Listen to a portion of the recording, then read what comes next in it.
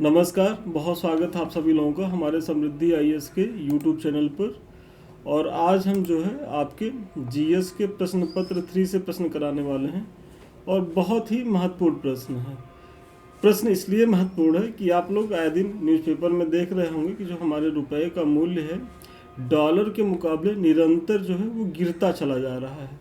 और इसको लेकर के जो विपक्षी पार्टियां हैं वो आरोप भी लगाती हैं। और जब वर्तमान के प्रधानमंत्री जब मुख्यमंत्री थे गुजरात के, तो इनका भी बहुत चर्चित स्टेटमेंट रहा है कि किस तरीके से इन्होंने मनमोहन सिंह सरकार पे कमेंट किया था। तो ये सारी चीज़ें हैं। तो देखिए, जो प्रत्यारोप आरोप ये सब तो सत्ता पक्ष विपक्ष की चीज़ें हैं, वहाँ हम नहीं जाएंगे। हम इस प्रश्न के माध्यम से आपको ये बताना चाहते हैं कि अगर रुपए का मूल्य डॉलर के मुकाबले गिर रहा है तो क्यों गिर रहा है, और इसे नियंत्रित करने के लिए क्या प्रयास किए जा रहे हैं, और अगर ये गिर रहा है तो किसे इसका कुछ लाभ भी है और इसकी हानियाँ क्या है। तो ये सारी चीज़ों को हम चर्चा करेंगे।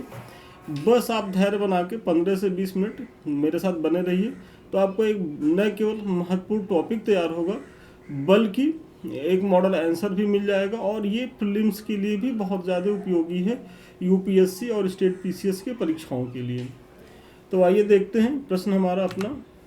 आगे बढ़ने से पहले ये शेड्यूल तो आपको पता ही होगा कि सोमवार, बुधवार, शुक्रवार हमारे प्रोग्राम होते रहते हैं। कितने बजे? तो शाम को 5 बजे। तो इस समय चैनल पर बने रहना अपरिहार्य है। आप लोग जरूर बने रहें और इसका लाभ उठाएं। संस्थान 2 बैच चला रहा है। एक बैच हमारा है शून्य से शिखर बैच। ये उन बच्चों के लिए है जो 2026-27 की मुख्य परीक्षा की तैयारी करना चाहते हैं। तो हमारे इस मेंटरशिप प्रोग्राम से जुड़े। और ये फाउंडेशन बैच है हमारा। यहाँ क्या है कि टेस्ट सीरीज के माध्यम से आपका पूरा टॉपिक कवर कराया जाता है। और दूसरा जो हमारा आपकी बार मेंस पार बैच, ये बहुत ही टारगेटेड बैच होता है और ये जनरली प्रीलिम्स के बाद होता है। जब पीटी आप दे लेते हैं उसके बाद ये बैच स्टार्ट होता है और इसका ड्यूरेशन होता है केवल आपकी मुख्य परीक्षा तक। मतलब पीटी के बाद शुरू होता है, मुख्य परीक्षा के 10 दिन पहले सारे टॉपिक को प्रश्न आंसर के माध्यम से करा करके मॉडल आंसर दे करके ये बैच समाप्त कर दिया जाता है। प्रक्रिया दोनों की सेम होती है, बस फर्क होता है गति का। क्योंकि एक फाउंडेशन बैच है तो हम इसमें आराम से चलते हैं। यदि आपकी कोई चीज़ क्लियरिटी नहीं है तो उसको भी हम उसका समाधान करते हैं, उसके निराकरण का प्रयास करते हैं फाउंडेशन बैच में। और यहाँ हम ये मान के चलते हैं क्योंकि आपको मुख्य परीक्षा देना होता है तो ऐसे में समय कम रहता है। और हम ये मान के चलते हैं कि आप जो है बेसिक स्तर पे प्रिपेयर होके आ रहे होंगे हमारे पास, तो ऐसे में ये फास्ट होता है। फीस दोनों की सेम ही है, तो जिससे भी आप जुड़ना चाहें आप जुड़े और इसका लाभ उठाएं। प्रश्न एक बार पुनः हम पढ़ रहे हैं कि पिछले कुछ वर्षों से रुपए के मूल्य में होने वाली तीव्र गिरावट के पीछे उत्तरदायी कारणों की जो है क्या है, उत्तरदायी कारणों की आपको पहचान करना है। 1 मिनट। तो पहचान करना है तो इसमें देखिए सबसे पहले क्या करना है आपको बताना है कि आज़ादी के बाद एक अमेरिकी डॉलर जो है वो कितने रुपए के बराबर था। तो 3.30 रुपए के बराबर।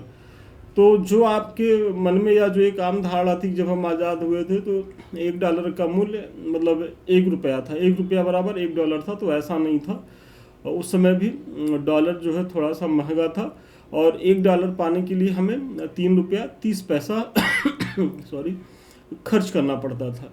लेकिन वर्तमान में अगर आप देखेंगे तो ये कितना हो गया, ये 90 रुपये के करीब पहुंच गया है, वो जो बहुत ज़्यादा है।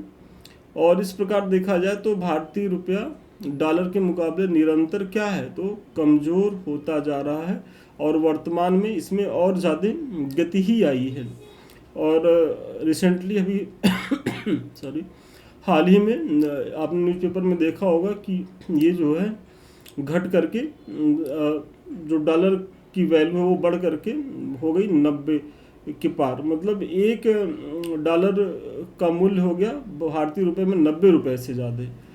तो अब अगर आप कारकों को देखेंगे कि भाई अगर रुपया दिन प्रतिदिन कमज़ोर हो रहा है और डॉलर मजबूत हो रहा है तो क्या अंतर्राष्ट्रीय राष्ट्रीय कारक हैं जो इस स्थिति को पैदा कर रहे हैं। तो सबसे पहला आप कारण देखेंगे कि बढ़ता व्यापार घाटा।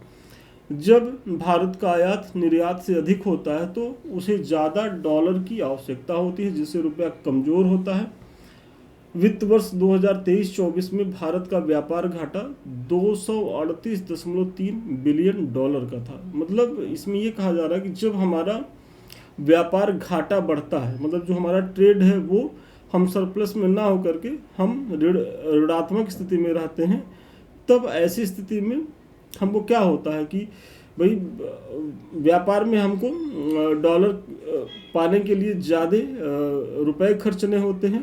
तो इस स्थिति को में जो हमारा रुपया है वो कमज़ोर होता है और डॉलर मजबूत होता है। तो सबसे पहला आप बढ़ता व्यापार घाटा को बताएं, और एक आंकड़ा भी आप दे रहे हैं कि 2023-24 में भारत का व्यापार घाटा कितना है, तो 238.3 बिलियन डॉलर है। बिलियन है, आप समझ रहे हो कितना बड़ा अमाउंट है कि हम जो है अंतर्राष्ट्रीय ट्रेड में इतना घाटा उठा रहे हैं। मतलब इससे क्या है कि हम आयात ज़्यादा कर रहे हैं, निर्यात नहीं कर रहे हैं उस लेवल का। फिर भू राजनीतिक तनाव, तो वैश्विक अनिश्चितता प्रायः निवेशकों को सुरक्षित आश्रय के रूप में डॉलर में निवेश करने की ओर आकर्षित करती है। तो जब भी अंतर्राष्ट्रीय स्तर पे युद्ध होगा या भू राजनीतिक तनाव होगा तो ऐसी स्थिति क्या होगी, तो इस स्थिति में आप देखेंगे कि जो भी निवेशक होते हैं, इन्वेस्टर्स होते हैं, वो या तो गोल्ड की तरफ जाएंगे या तो फिर कहाँ जाएंगे, डॉलर, क्योंकि डॉलर की जो वैल्यू होती है वो अंतर्राष्ट्रीय मार्केट में सबसे स्टेबल, मतलब हॉट करेंसी मानी जाती है डॉलर। तो ऐसे में उनको डॉलर में वो डॉलर को परचेज कर लेते हैं, डॉलर को स्टोर करते हैं। तो इसलिए जो है डॉलर की स्थिति मजबूत होती है और रुपया कमज़ोर होता है। और वर्तमान में आप देख ही रहे होंगे कि भाई रूस यूक्रेन युद्ध हो ही रहा है काफ़ी लंबे समय से। उसका एक बहुत बड़ा प्रभाव तो पड़ ही रहा है, क्योंकि उसमें क्या है कि एक तरफ यूएसएसआर है, दूसरी तरफ अमेरिका है और फिर यूरोपीय देश हैं। तो जो भी विकसित देश हैं इसी में इन्वॉल्व हैं, उलझे हुए हैं। फिर जो क्षेत्रीय घटनाएं हो रही हैं, चाहे मिडिल ईस्ट की गाजा संकट को लेकर के है, हमारे पड़ोस में बांग्लादेश है, इसी तरीके से इथियोपिया में इस समय तमाम डाइवर्जन चल रहा है। तो ये सारी चीज़ें जो हैं वो कहीं ना कहीं रुपए की स्थिति को गिरावट में ला रही हैं और डॉलर को मजबूत कर रही हैं। फिर कच्चे तेल की बढ़ती कीमत, भाई अंतर्राष्ट्रीय बाजार में अगर कच्चा तेल बढ़ेगा तो हम चूँकि कच्चे तेल का प्रोडक्शन तो अपने यहाँ करते नहीं हैं, उसका करते हैं आयात। और जब आयात करते हैं तो ऐसा तो है नहीं कि हम रुपया दे करके उसको खरीदते हैं, क्या दे के खरीदते हैं, डॉलर दे के खरीदते हैं। और जब डॉलर की कीमत ज़्यादा रहेगी तो हमको डॉलर प्राप्त करने में रुपया ज़्यादा खर्च करना पड़ेगा। तो ये भी एक बड़ा कारण है हमारे रुपए के कमज़ोर होने का। और वही आप बता रहे हैं कि तेल की बढ़ती कीमतों ने भारत के आयात बिल को काफ़ी जो है बढ़ा दिया है। वित्त वर्ष 2022 में भारत के कच्चे तेल का जो आयात बिल है वो बढ़कर कितना हो गया, तो वो बढ़कर के दोगुना हो गया है। मतलब 119 बिलियन अमेरिकी डॉलर के करीब हो गया है। मतलब इतना तो हम केवल पेमेंट कर रहे हैं अपने कच्चे तेल की आपूर्ति के लिए, ईंधन आवश्यकताओं के लिए। फिर अगला जो एक प्रयास आपको दिखेगा तो वो अमेरिकी फेडरल रिजर्व द्वारा डॉलर के संकुचन की नीति। मतलब अमेरिकी फेडरल रिजर्व ब्याज दरों को 2022 में 0 से बढ़ाकर 2023 में 5% से अधिक कर दिया। मतलब जो अमेरिकी फेडरल रिजर्व जो बैंक है वो कर क्या रहा है कि डॉलर को संकुचित करने का प्रयास कर रहा है, मतलब डॉलर का संकेंद्रण कर रहा है। वो क्यों संकेंद्रण कर रहा है, क्योंकि वो पहले क्या था कि आप अगर बैंक में डॉलर रखे हुए हैं तो आपको कोई इंटरेस्ट नहीं मिल रहा था। तो जब आपको कोई इंटरेस्ट नहीं मिलेगा तो आप अपना डॉलर बैंक में रखेंगे ही क्यों, तो आप उसका इन्वेस्ट करेंगे, आप उसका निवेश करेंगे, शेयर मार्केट में करेंगे, गोल्ड में करेंगे। और इसी वजह से जो डॉलर था वो में धड़ल्ले से उपयोग हो रहा था। लेकिन अमेरिकी फेडरल रिजर्व ने डॉलर की वैल्यू को बढ़ाने के लिए क्या किया कि कह दिया कि जो भी बैंक में पैसा है उस पर हम 5% का ब्याज देंगे। तो ऐसे में लोग ज़्यादा से ज़्यादा डॉलर का कहाँ करने लगे, भाई अमेरिकी बैंकों में जमा करने लगे, क्योंकि अमेरिकी जो अर्थव्यवस्था है काफ़ी सुदृढ़ है और वहाँ आपका पैसा बहुत ज़्यादा सुरक्षित रहने का भी चांस रहता है। तो ऐसे में भले उस तरीके का लाभ नहीं है, लेकिन लोगों ने एक अच्छा विकल्प इसको चुना। तो ऐसे में डॉलर चूँकि जब संकेंद्रित हुआ बैंकों में, तो डॉलर की अंतर्राष्ट्रीय स्तर पर जो है आपूर्ति कम हुई और मांग और ज़्यादा बढ़ गई, तो ऐसे में डॉलर क्या हो गया, और ज़्यादा मजबूत हो गया। तो आप इसको भी दिखाएंगे। फिर उच्च मुद्रा स्फीति है, वो स्फीति इसको करेक्ट कर लें। उच्च मुद्रा, पेन में थोड़ा सा कुछ दिक्कत आ रही है, ये स्फीति है, आप ऐसे जान लें। तो भारत में मुद्रास्फीति बढ़ने से रुपए की क्रय शक्ति क्षमता घट जाती है, जिससे रुपया कमजोर हो जाता है। भाई अगर मुद्रास्फीति की स्थिति है, तो जब हम मार्केट में कोई चीज़ खरीदेंगे और वो भी जब अंतर्राष्ट्रीय बाजार में, तो हमको उसके लिए ज़्यादा अपना रुपया खर्चना पड़ेगा। तो ऐसे में क्या होगा कि रुपए की वैल्यू घटेगी और पूंजी प्रवाह का कम होना। अगला महत्वपूर्ण उदाहरण ये है कि जब विदेशी संस्थागत निवेशक भारतीय शेयर और बॉन्ड बेचकर अपना पैसा निकाल लेते हैं।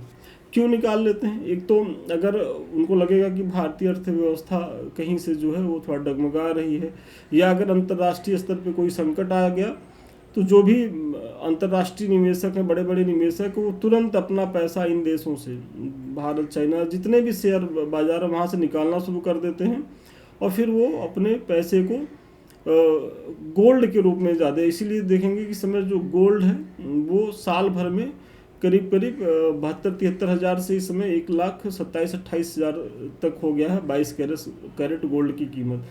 तो आप सोच सकते हैं कि कितना ज़्यादा बढ़ोतरी हुई है और क्यों हुई है। तो इसीलिए कि जो FIIs हैं, जो संस्थागत निवेश है, पोर्टफोलियो जो निवेश होते हैं, उनमें बेसिकली जो इन्वेस्टर्स होते हैं वो अपना पैसा निकाल करके इन क्षेत्रों में लगा रहे हैं। तो ये भी एक बड़ा कारण है रुपए के कमज़ोर होने का और डॉलर के वृद्धि का। भारतीय रुपए की तीव्र गिरावट से भारतीय अर्थव्यवस्था पर पड़ने वाले लाभ और हानि की थोड़ी सी हम चर्चा करें। देखिए, आपके प्रश्न का ये पार्ट नहीं है, लेकिन थोड़ा सा हम समझने के लिए आपको बता दे रहे हैं, क्योंकि बाय द वे प्रश्न में ये स्टेटमेंट देके केवल इसी से पूछ ले कि भाई रुपया हमारा कमज़ोर हो रहा है, तो ऐसे में हमारे भारतीय अर्थव्यवस्था पर इसका क्या सकारात्मक नकारात्मक प्रभाव पड़ेगा 8 अंक में। तो आप इस टॉपिक को अगर देखे रहेंगे तो आपको कहीं से कोई कन्फ्यूजन नहीं होगा और आप बहुत ही आसानी से चीज़ों को कर लेंगे। तो थोड़ा देखिए, सबसे पहले अगर लाभ की स्थिति देखें कि जो रुपया हमारा कमज़ोर हो रहा है, तो इससे क्या हमको लाभ भी कुछ है, तो आपको तो ये सुन के हैरत होगा कि क्या लाभ हो सकता है। तो हाँ, कुछ लाभ भी हैं। सबसे पहला क्या लाभ है कि निर्यात को प्रोत्साहन। क्या होगा इसमें कि रुपए के मूल्य में गिरावट से विदेशी खरीदारों के लिए भारतीय वस्तुएं और सेवाएं क्या हो जाएंगी, तो वो सस्ती हो जाएंगी। भाई अगर इसमें क्या कि अगर हमारे रुपए में गिरावट आ रही है, तो ऐसे में जो हमारे प्रोडक्ट हैं वो अंतर्राष्ट्रीय बाजार में क्या होंगे, सस्ते हो जाएंगे। तो पहले किसी अगर प्रोडक्ट को खरीदने के लिए $10 की ज़रूरत होती थी, तो अब क्या होगा, 8 ही होगा। तो जब 8 होगा, सस्ता होगा, तो लोग और ज़्यादा उसका उपभोग करेंगे। तो इस तरीके से हमारे जो निर्यात हैं उनकी डिमांड बढ़ सकती है इन फ्यूचर।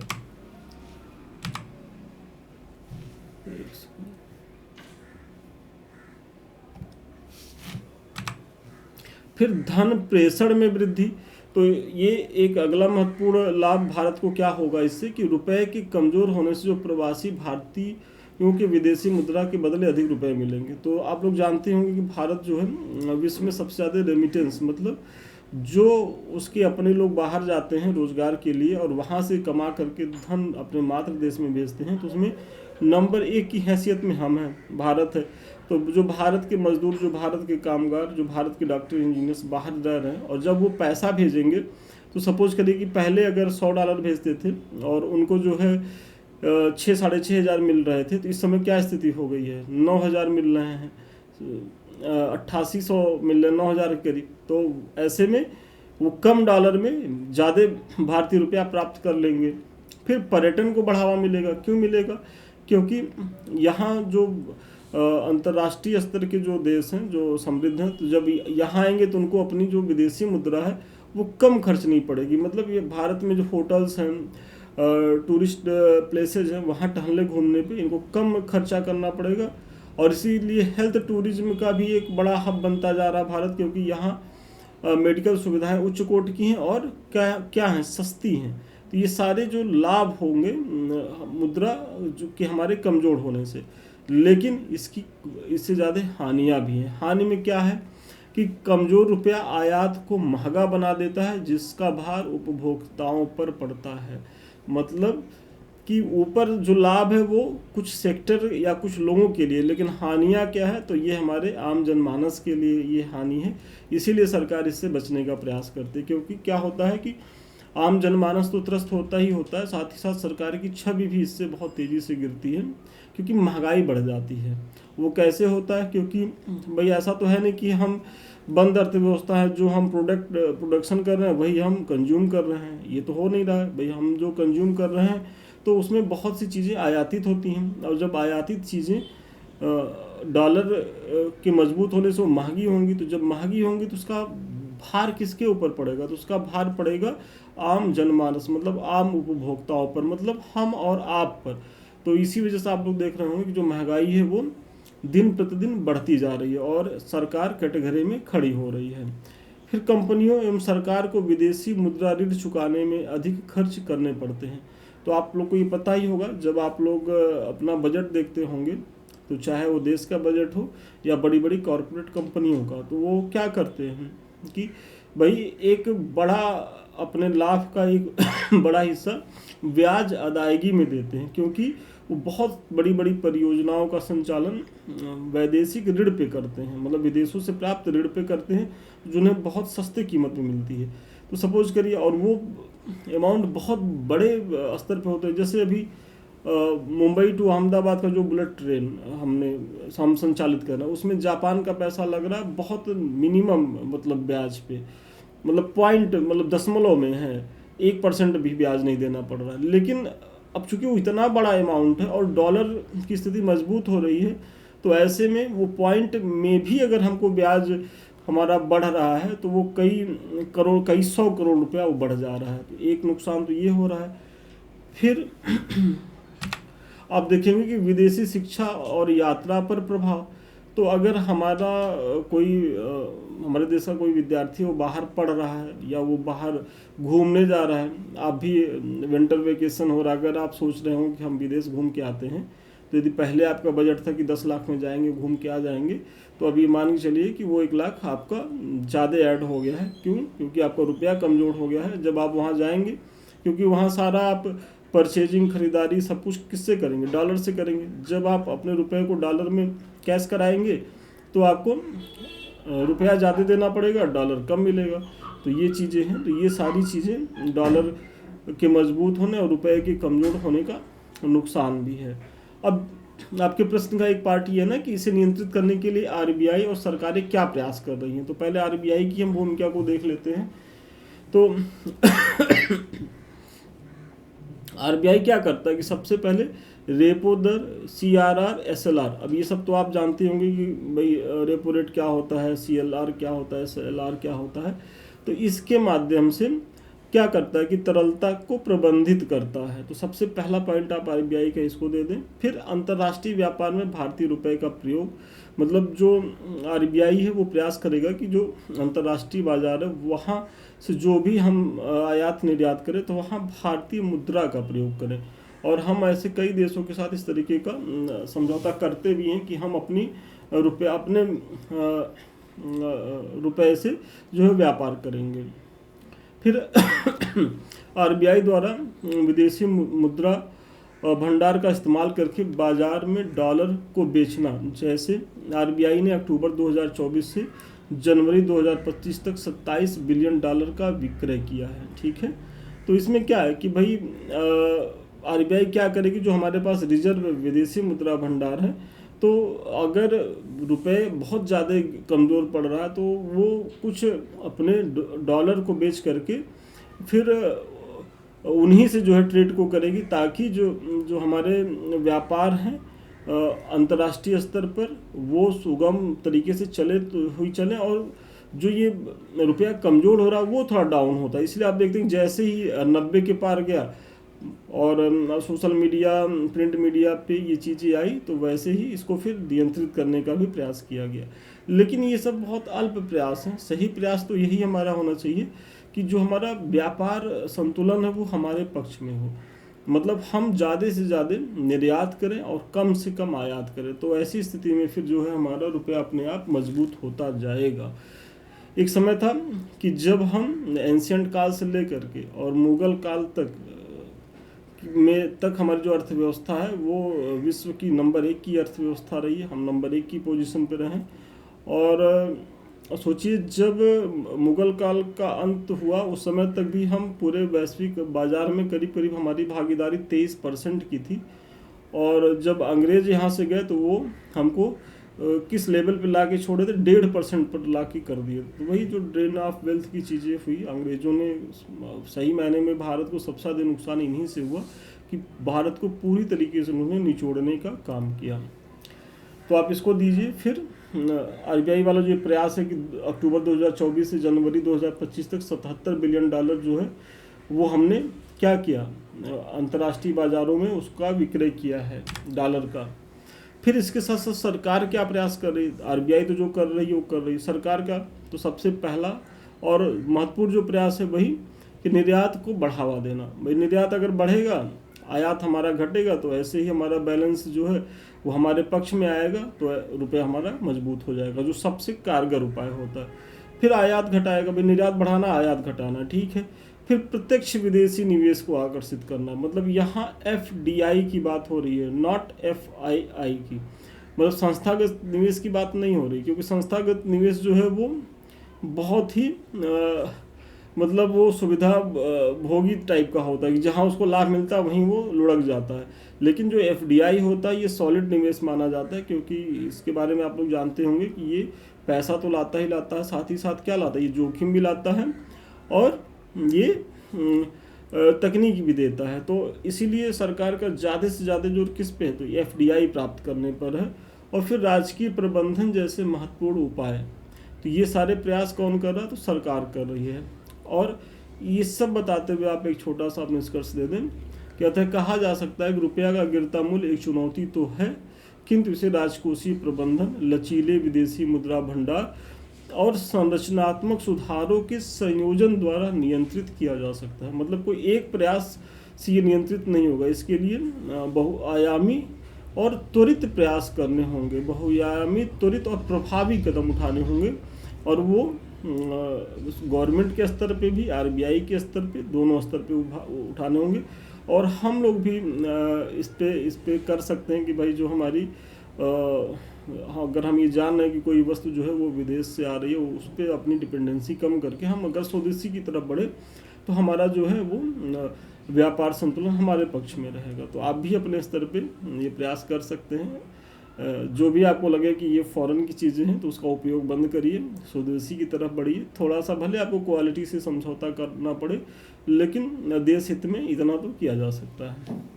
तो आज के प्रश्न का उत्तर यहीं तक था, और मुझे बड़ा भरोसा है कि इस प्रश्न के माध्यम से आपने न केवल एक बहुत ही ज्वलंत टॉपिक को यहाँ सॉर्ट आउट किया कि मतलब अब आपको ये समझ में आ जाएगा जब भी आप पेपर पढ़ेंगे कि रुपया क्यों गिर रहा है, उसके पीछे का क्या कारण है, उसके लिए सरकार कितना उत्तरदायी है, और जो आरोप प्रत्यारोप अब लगते हैं सत्ता पक्ष विपक्ष द्वारा, उसे भी आप अब बहुत अच्छे से समझ पाए होंगे। तो ये सारी चीज़ें हो गई, इसके बारे में तो मैंने चर्चा कर ही दी है।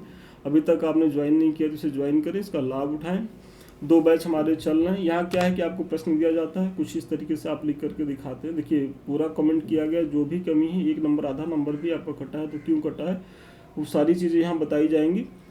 फिर आपको मॉडल आंसर भी दिया जाएगा, मतलब आपकी कंप्लीट तैयारी यहाँ कराई जाएगी प्रश्न उत्तर के माध्यम से, मतलब पूरा सिलेबस कवर होगा।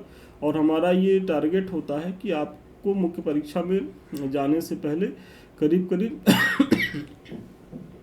750 से ज़्यादा ही प्रश्न हम करा के भेजें, ताकि आप जो है बहुत ही सहज स्थिति में यहाँ रहें। तो ठीक है, आप इससे जुड़िए, इसका लाभ उठाइए। सबसे अंत में हमारे कुछ लिंक हैं, अभी तक आप लोगों ने इन्हें सब्सक्राइब नहीं किया तो सब्सक्राइब कर लें। सबसे नंबर 1 पे तो हमारा टेलीग्राम है, समृद्धि IAS ऑफिशियल करके है, तो आप लोग इससे जुड़े, क्योंकि ये हमसे जुड़े रहने का 24 घंटे का माध्यम है। यहाँ बहुत सी जो सूचनाएं होती है संस्थान समय समय पर देता रहता है। 2 चैनल हैं, एक तो हमारा यूट्यूब समृद्धि IAS का, दूसरा संदीप मिश्रा ऑफिशियल। ये दोनों चैनल आपकी तैयारी के लिए पूरी तरीके से समर्पित हैं। और सबसे अंत में आप हमसे अगर बात करना चाहते हैं या हमारे किसी बैच से जुड़ना चाहते हैं तो 7303307507 पे आप जो है संपर्क कर सकते हैं। तो ठीक है, आज के लिए इतना ही। पुनः मिलते हैं नए वीडियो में नए क्लास के साथ। तब तक के लिए धन्यवाद, शुभकामनाएं आपको।